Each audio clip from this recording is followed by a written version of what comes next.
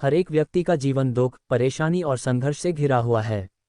क्या इसका समाधान है? हर एक व्यक्ति के जीवन में ऐसा क्यों है? ऐसा इसलिए है क्योंकि हम कहीं न कहीं अपने मन के मैल को, मन के कीचड़ को साफ नहीं रख पाते हैं। यूँ कहें तो उसका सही समाधान नहीं निकाल पाते हैं।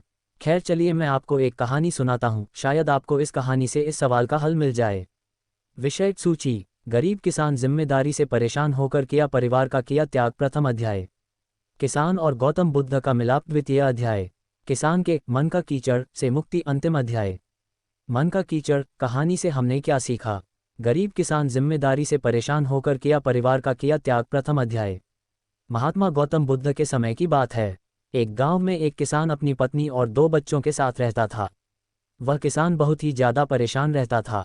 अपने 2 बच्चों और पत्नी की जरूरतों को पूरा नहीं कर पाता था। शायद यही उसकी परेशानी की सबसे बड़ी वजह थी। समय बीतता गया, उसकी परेशानियां परिवार की जरूरतों के साथ बढ़ती ही जा रही थी। वह दिमाग से और मन से बहुत अशांत रहने लगा था। कहीं न कहीं वह बहुत ज़्यादा दुखी हो गया था अपने परिवार की ज़रूरतों को नहीं पूरा कर पाने की वजह से। एक दिन उसने यह फैसला लिया कि वह अपने घर को, अपने परिवार को, अपने बच्चों को छोड़कर कहीं दूर चला जाएगा।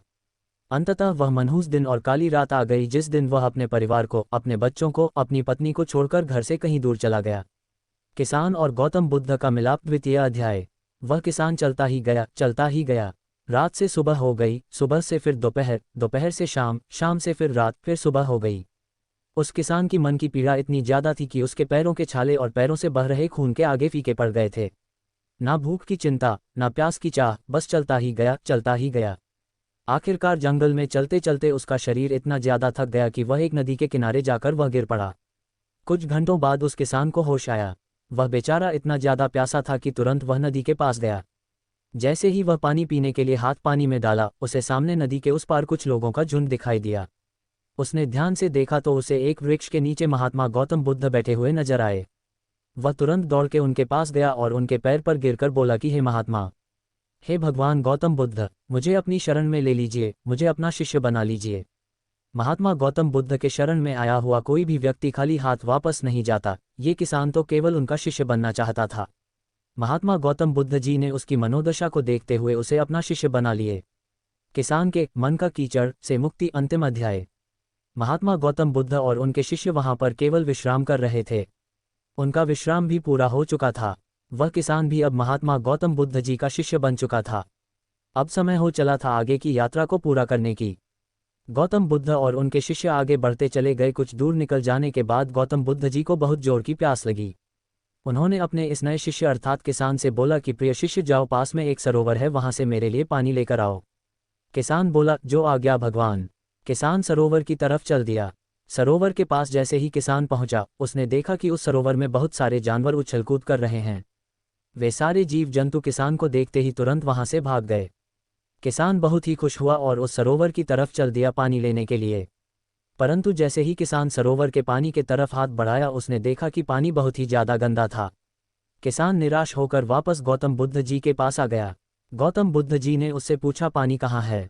किसान ने दुखी भरे शब्दों के साथ कहा, हे भगवान, मैं जैसे ही उस सरोवर के पास पहुंचा तो मैंने देखा कि उस सरोवर में काफी सारे जीव जंतु उछलकूद कर रहे थे और उनके उछलकूद करने की वजह से उस सरोवर के जमीन के तल में बैठी हुई सारी गंदगी, सड़े हुए पत्ते उस पानी में घुल मिलकर एक कीचड़ का रूप ले लिए थे।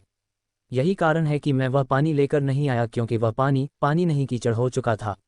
महात्मा गौतम बुद्ध जी उस किसान की बातों को समझ गए और मुस्कुराते हुए उन्होंने कहा कि मैंने तुमसे सरोवर का पानी मांगा था, मैंने यह नहीं कहा था कि पानी अगर गंदा हो तो पानी लेकर मत आना। उन्होंने अपने दूसरे शिष्य से अनुग्रह किया कि जाओ और सरोवर से पानी लेकर आओ।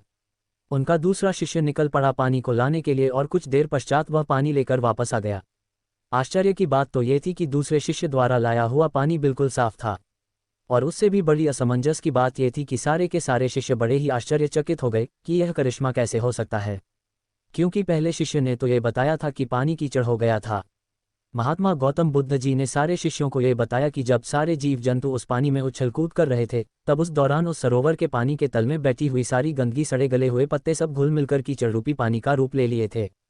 परंतु जितने समय में प्रथम शिष्य किसान वापस आया और दूसरा शिष्य वापस गया, उतने समय में उन जीव जंतुओं के भाग जाने के पश्चात उस सरोवर का पानी धीरे धीरे शांत हो गया था और जैसे जैसे सरोवर का पानी शांत होता गया, उस सरोवर के कीचड़ रूपी पानी में खुली हुई सारी सड़ी गली पत्तियां और मिट्टी धीरे धीरे शांत होकर उस सरोवर के तल में जाकर बैठ गए, जिससे उस सरोवर का पानी शांत होकर साफ हो गया, तथा सारे गले हुए सड़े हुए पत्तियां भी शांत होकर आराम से उस सरोवर के तल में जाकर बैठ गए थे। प्रिय शिष्यों, अगर उस सरोवर में किसी भी तरीके का कोई हलचल नहीं होता तो उस सरोवर की हर एक चीज जिसको जहां पर होनी चाहिए थी वह वहीं पर ही रहती। उन जीव जंतुओं के हलचल की वजह से सरोवर के तल में बैठी हुई सड़ी गली पत्तियां मिट्टी उस शांत पानी में मिलकर एक कीचड़ का रूप ले लिए थे। ठीक इसी प्रकार से हर एक व्यक्ति के जीवन में तरह तरह की समस्याएं, परेशानियां और कठिनाइयां आती है, जिसके वजह से हमारे मन में हलचल सी मच जाती है, हमारा दिमाग और मन अशांत हो जाता है। तत्पश्चात हम कोई गलत निर्णय अर्थात फैसला ले लेते हैं। परंतु अगर हम थोड़ा समय देकर उन कठिनाइयों, परेशानियों और समस्याओं के बारे में समझने की कोशिश करें तो मन की हलचल उस सरोवर की पानी की तरह शांत हो जाएगी, जिससे हम अपने जीवन में सही निर्णय का चुनाव करते हुए उसका समाधान निकाल लेंगे। किसान को महात्मा गौतम बुद्ध जी की सारी बातें बिल्कुल साफ साफ समझ में आ गई। उसे ये भी समझ में आ गया कि उसके परिवार में आई हुई सारी परेशानियां, दिक्कतें और जिम्मेदारियां भी इसी सरोवर के सड़ी गली हुई पत्तियों और मिट्टी रूपी कीचड़ की तरह ही हैं। बस जरूरत है थोड़ा समय निकालकर मन को शांत करते हुए उन परेशानियों, दिक्कतों के बारे में समझने और उसका समाधान निकालने की। मन का कीचड़ कहानी से हमने क्या सीखा? दोस्तों, समय के साथ साथ हर एक इंसान की ज़रूरतें बढ़ती ही जाती है। हो सकता है किसी की ज़रूरत कम हो सकता है किसी की ज़रूरत ज़्यादा हो, लेकिन हमें उन ज़रूरतों को पूरा करने के लिए मेहनत तो करना ही पड़ता है।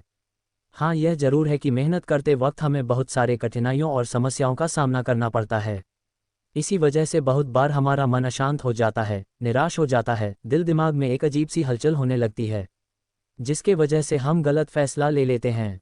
परंतु दोस्तों, हमें घबराने की ज़रूरत नहीं है, हमें अपने दिमाग को शांत करने की ज़रूरत है। थोड़ा समय देकर इसके बारे में सोचने की ज़रूरत है। इसका समाधान कुछ न कुछ ज़रूर निकल आएगा। दिमाग को शांत रखें, कोशिश करते रहें, मेहनत करते रहें, समय लगेगा लेकिन सफलता ज़रूर मिलेगी, क्योंकि सब्र का फल मीठा होता है। धन्यवाद।